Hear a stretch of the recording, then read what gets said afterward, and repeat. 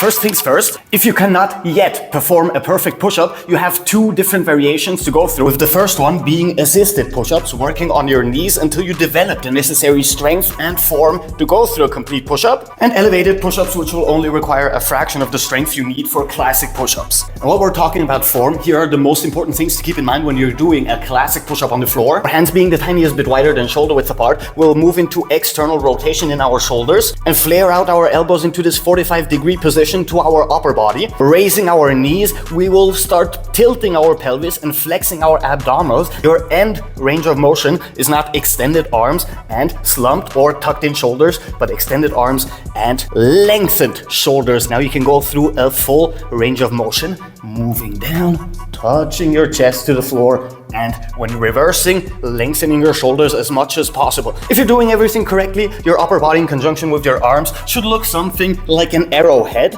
Level number one will consist of those assisted push-ups until you are able to go through complete push-ups, and then we're gonna go through progressive overload with probably the easiest way to increase the intensity of your exercises, which is doing more repetitions. If you can only do 4 repetitions of assisted push-ups, your first goal will be doing 5. Because if the 4th repetition is the last bit of energy you have already trained to failure. And adding one and another and another and another repetition will help you progressively overload until you have the necessary strength to go through your first complete push-ups. And then your next goal, of course, is increasing repetitions there. And it doesn't matter if you pass the 12 repetition threshold. If you do 20 repetitions, that is still better than doing 10. If you do 30 repetitions, that is still better than doing 20. Which brings us to level number 2. And I'm happy to say there are 2 very easy things you can do to help you progress massively from this point on. The first one being using elevation, because another way to go through progressive overload is increasing your range of motion. Which means that if we make our movement longer, we're also recruiting a lot more muscle, requiring a lot more strength and even more coordination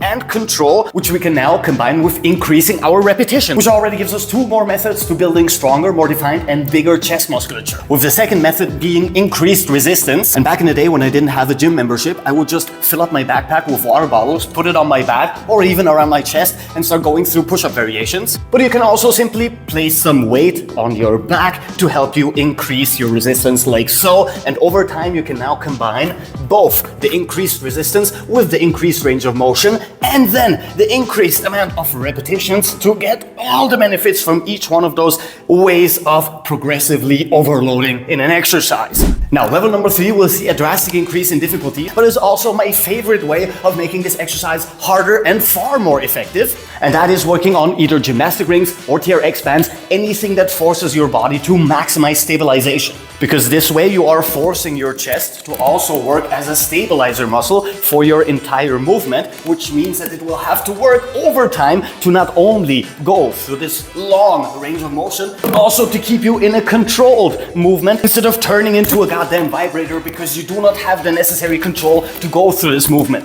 Adding stabilization will make it far more effective in helping you build size, build strength, and most importantly, build control so you can advance to the next levels. Keep in mind, we will use level 3 to combine all the other things we did before that, which means first we will increase our range of motion, lowering down as far as we can and even adding the tiniest bit or a maximum amount of stretch to our chest before we close down. Then of course we're going to increase the amount of repetitions, adding more and more reps until we can do at the very least 10 to 20. Then we can start adding more resistance by adding weights, be it a backpack or a weighted vest. And this way we have a lot of playroom to make our workouts far more effective in the ways that we enjoy. If you enjoy going for more repetitions, go ahead. If you enjoy adding more resistance, go ahead. If you enjoy adding more and more longer ranges of motion until what you're doing doesn't even resemble a push-up anymore, but has a lot of chest inclusion, then by all means, go ahead. Now the next level would be the maximum booby builder, because if you understand how muscle fibers work and the 2 types we have the slow twitch and the fast twitch, with one of them leading to more mass recruitment than the other, which is the explosive or fast twitch movement fibers. Now those will help you build massive amounts of size, a lot more strength, a lot more control, a lot more endurance, and they also look pretty impressive. But keep a couple of things in mind when doing those. The first one being your safety, your ability to go through this entire movement up and down without losing control and without hurting yourself. For which I would recommend the classic jumping push-ups, like so, with tiny jumps first, and over time increase that jump, and over time you can start adding clapping exercises as well. And the second most important thing is, even if you are totally out of energy, every single repetition should be the maximum amount of effort you can put into it. Which means that even your last rep should not be slowing down, but should still be done with the maximum amount of speed and force you can muster to get this amazing explosivity bonus from our workout. And of course, that doesn't mean that you have to forget the last couple of things we learned.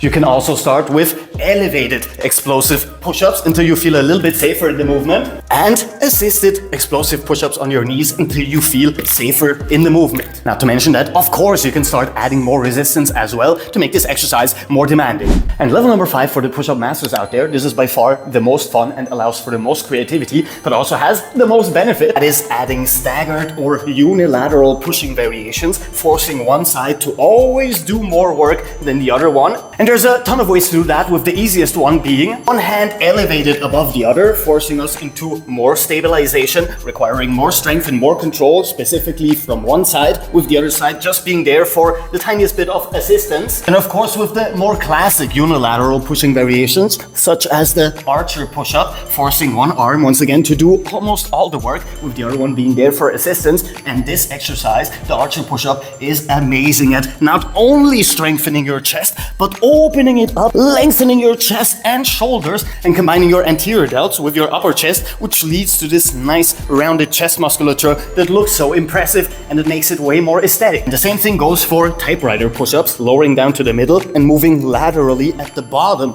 of the movement, requiring a lot of strength from your chest, arms and shoulders. And this one even has a bonus of adding biceps to your push-ups, which is very uncommon. Of course, we can add explosivity to the staggered variations, just like we did before, but with a strong, fast and explosive movement requiring even more strength until all the energy in our chesticles is depleted, adding resistance also in the unilateral movement patterns to recruit even more chest musculature. Once again, meaning that you can use basically all the techniques we did before level 5 and implement it on level 5. And there you go, that's more than enough to make you the envy of all the boobtastic gym goers, because you will have the most developed, the most defined and the strongest chest out of all of them. And this is also more than enough to cover all of your chest workout requirements for basically your entire life. And if you want to learn how to progress the same way with pull-ups, then you can check out this video, which will take you from the level 0 of pull-up capability to the maximum level of pull-up capability. With that said, if you like the video, and come on, subscribe. We almost do stuff like that every single day. Until then, Captain Cairo,